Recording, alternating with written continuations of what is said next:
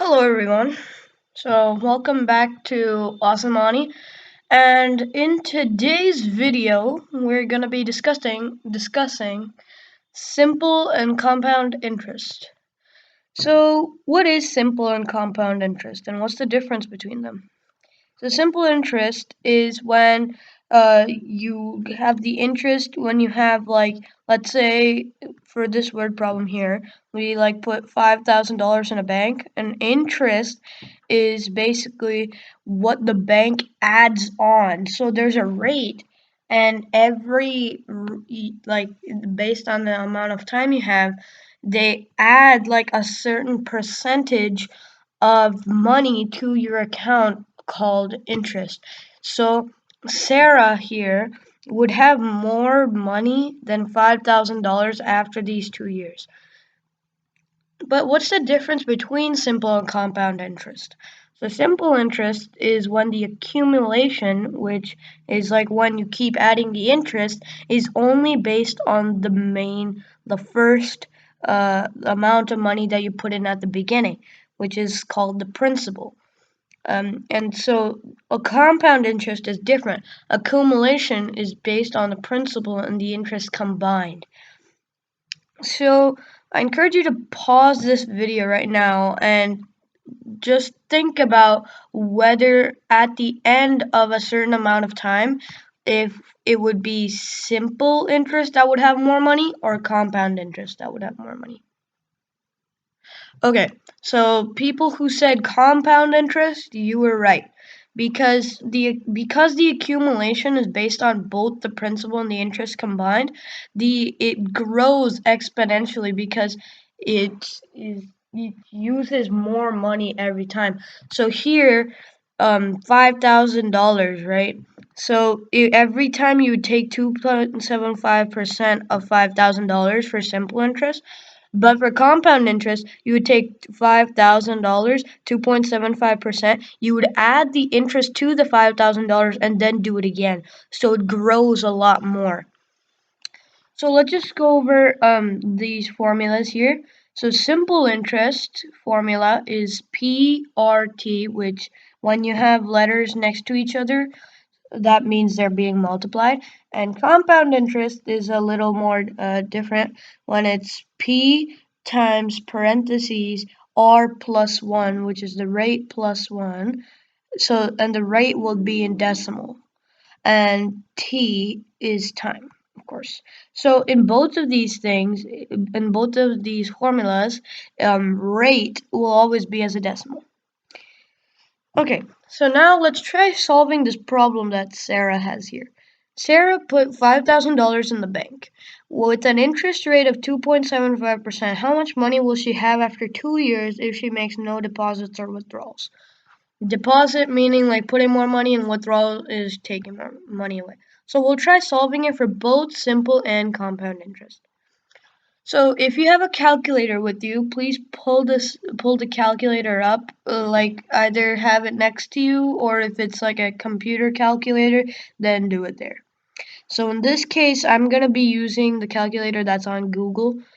So okay, so we have $5,000 here. So to put this in the formula, we have $5,000. So 5,000. And we have to multiply it by the rate, and that's 2.75%, which is you move it 2 decimal spots, so that's .02, that's 0.0275.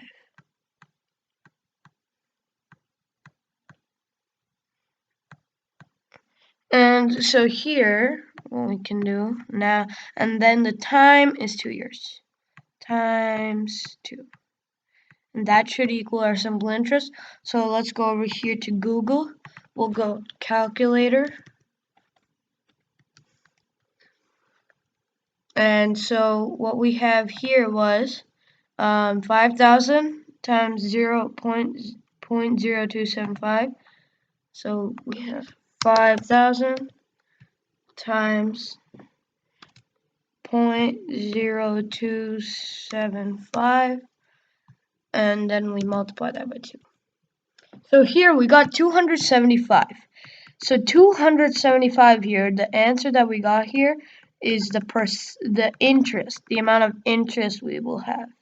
So the formula for this is, so this will equal our interest, and our interest is currently equal to 275. So when we add that to what we already had, we have $5,275. So the interest, so I'll just make this like a T. I'll remove that bottom part out there. So it's like a T for total, and yeah. So now let's try doing compound interest. So compound interest is a little different.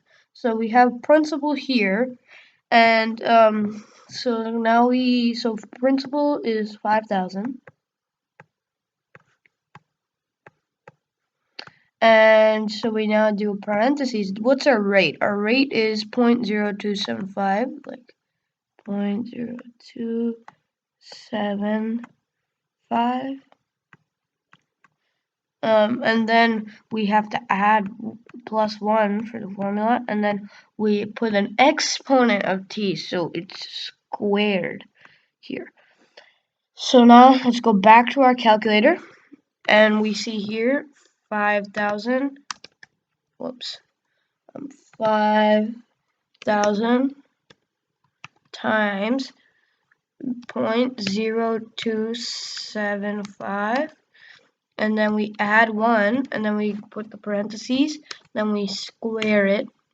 And so the way you do square on the keyboard is this: on number 6, if you hold shift and 6, it will put like this arrow mark that means square, that means exponent, and then you just put the 2. So now here 5,278.78. We'll just take the first couple of decimals here. So we'll just round to the hundredths place. So when we round, it's just 5,278. But this isn't the interest. This is everything combined. So that means 5,278.78 is the actual answer. So here, so this, we'll just put down here. Total should be is this, and then we found out that that was 5,278.78.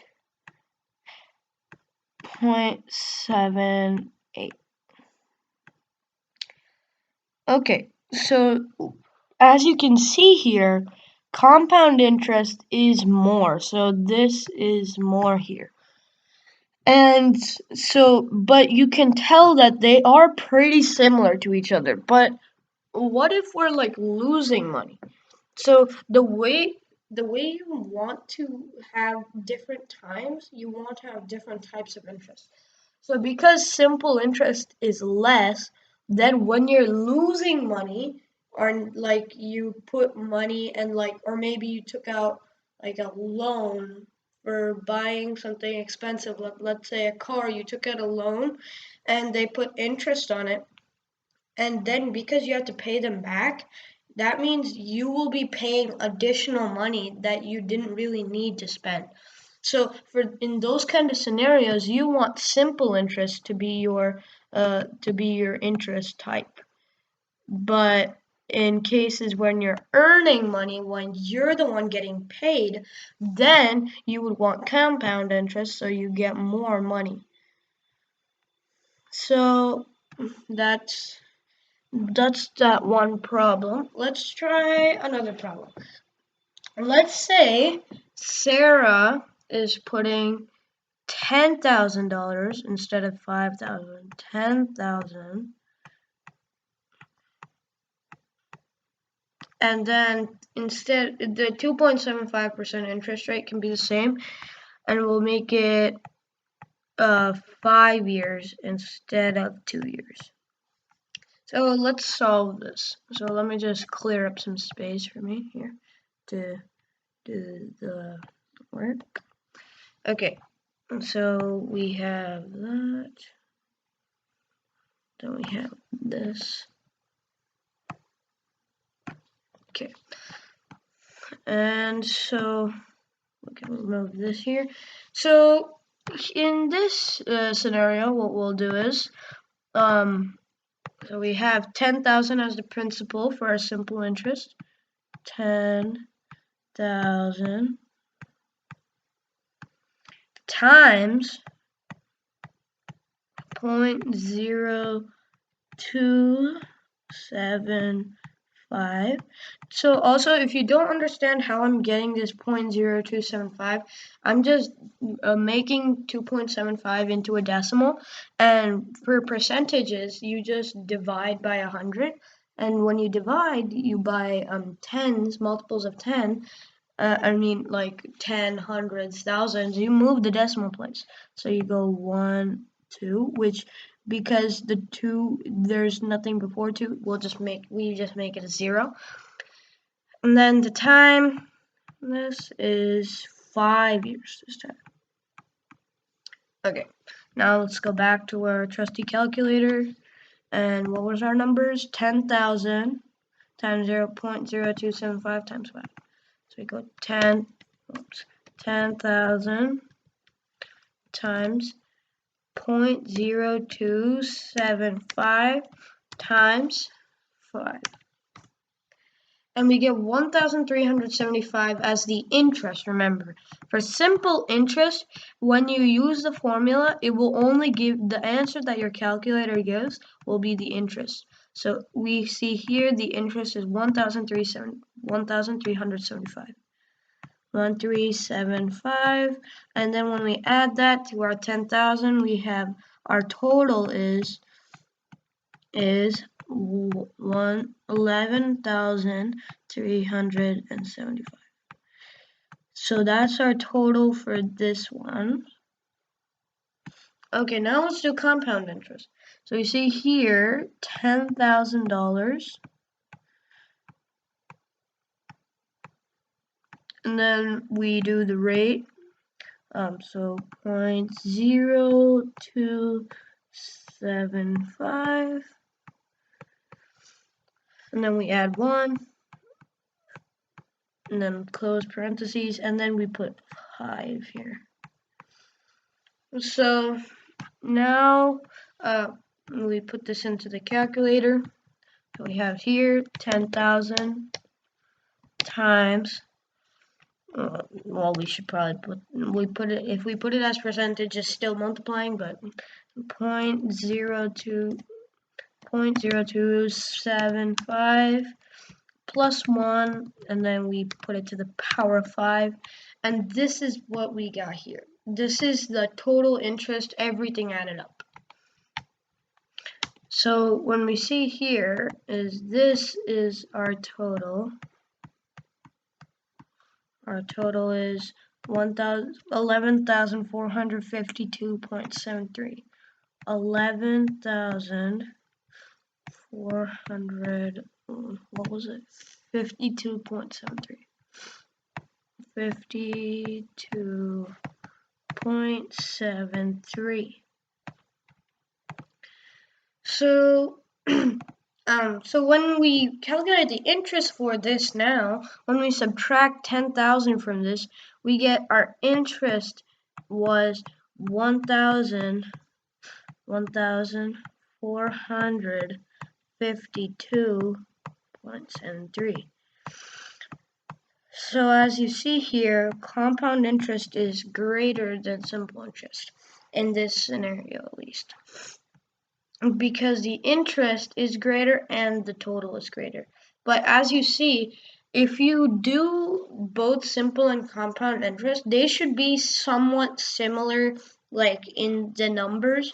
Like they should be apart. They should not necessarily be the same. In some cases they might be the same, but when they should somewhat be similar. Like if you have this total here saying like $9,000 and this total here like $15,000, then that might mean that you might have made a mistake, but it that could be like a specific scenario. But usually they should be closer to each other and distance wise between numbers. So yeah, I think that's going to be it for this video. So please continue practicing these concepts on your own. Like you can find problems on the internet anywhere. And then if they have answer keys, then you can check them. Um, Stay tuned for some more math videos like these from AwesomeAni. And yeah, that's gonna be it. So comment, so subscribe, like, and subscribe. Comment if you have any other ideas. And if you did subscribe and like, then put it in the comments below that you subscribed. And yeah, and then I'll do my best to reply to all the comments that come. Okay. Thank you and have a great day.